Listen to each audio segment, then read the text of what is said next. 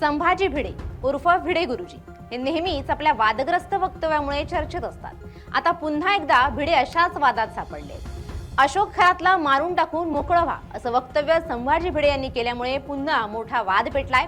स्वयंघोषित कॅप्टन आणि भोंदूगिरीच्या आरोपाखाली अटकेत असलेल्या अशोक खरात याच्या कृत्यांवर शिवप्रतिष्ठान हिंदुस्थानचे संस्थापक संभाजी भिडे यांनी अत्यंत आक्रमक पवित्रा घेतलाय।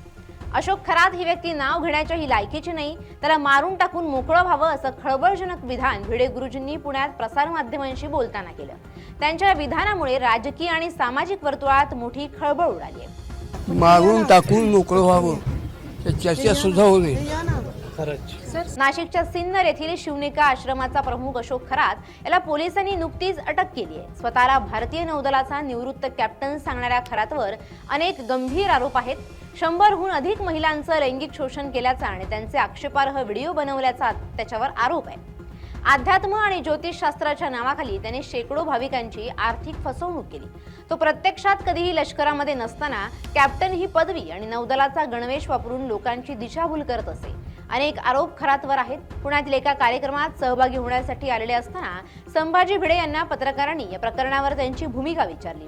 त्यावर संतप्त होत भिडे म्हणाले की अशोक खरात सारखी माणसं समाजाला लागलेला कलंक आहे। अशा नीच प्रवृत्तीच्या माणसावर चर्चा करणं म्हणजे वेळेचा अपव्यय आहे। अशांना थेट मारून टाकून मोकळं व्हावं म्हणजे पुन्हा कोणाची हिंमत होणार नाही। भिडेंनी पुढे असंही नमूद केलं की धर्माच्या आणि सैन्याच्या नावाचा वापर करून ज्यांनी व्यभिचार केला आहे त्यांना कोणत्याही प्रकारची माफी मिळता कामा नये। या प्रकरणाचे पडसाद आता विधिमंडळातही उमटू लागलेत।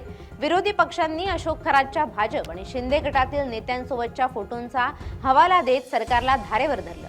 दुसरीकडे संभाजी भिडे यांच्या मारून टाका या विधानावरही संमिश्र प्रतिक्रिया येत आहेत। काहींनी त्यांच्या संतापाचं समर्थन केलंय तर काहींनी कायदा हातात घेण्याची भाषा अयोग्य असल्याचं म्हटलंय।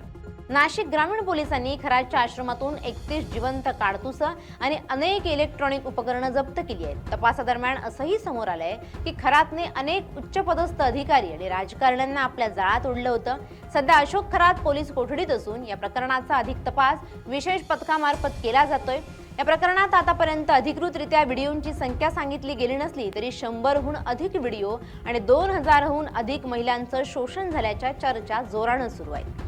त्यातील काही व्हिडिओ सोशल मीडियावर धुमाकूळ घालतायत, त्यावरून संतापही व्यक्त होतोय, तर त्यावरून मीम्स बनवले जात आहेत। मात्र काहीही झालं तरी खरातमुळे अनेकांचं आयुष्य उद्ध्वस्त होतंय हे नाकारता येत नाही। आता कुठे या प्रकरणाला सुरुवात झाली आहे? जरा विचार करा, या प्रकरणात ज्या महिलांची फसवणूक झाली आहे, ज्यांचे व्हिडिओ आहेत त्या महिलांची काय अवस्था झाली असेल, त्यांच्या कुटुंबियांची काय अवस्था झाली असेल, अनेकांचे संसार टिकतील की नाही याचीही शक्यता नाही। त्यामुळे कित्येक जण या व्हिडिओ बॉम्बमुळे देशोधडीला लागणार आहेत।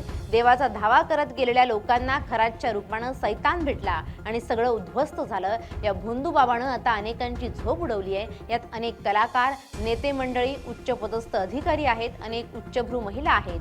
खरातसोबत अनेक मंत्र्यांचे संबंध आहेत, अनेक आर्थिक लागेबांधे आहेत। त्यामुळे आपली प्रतिमा वाचवण्यासाठी, आपलं बिंग फुटू नये यासाठी खरातचा एन्काउंटर केला जाईल अशी शक्यता आधीच अनेकांनी वर्तवली असताना आता संभाजी भिडे यांचंही मारून टाकण्याचं वक्तव्य चर्चेत येणं साहजिकच आहे। मात्र तिकडे खरात अनेकांचं राजकीय करिअर संपवतोय एवढं मात्र नक्की। याचं पहिलं उदाहरण म्हणजे महिला आयोगाच्या अध्यक्षा रुपाली चाकणकर। त्यांना याच प्रकरणात आपलं पद गमवावं लागलं आणि आयोगाच्या अध्यक्षपदाचा राजीनामा द्यावा लागला। तर यात 1-2 नाही तर तब्बल डझनभर मंत्री घरी जातील असा दावा विरोधी काँग्रेसकडून करण्यात येतोय। त्यामुळे या प्रकरणाचे धागेदोरे नेमके कुठपर्यंत जाणार हे तपासाअंती कळेलच। Bureau report, LS Marathi.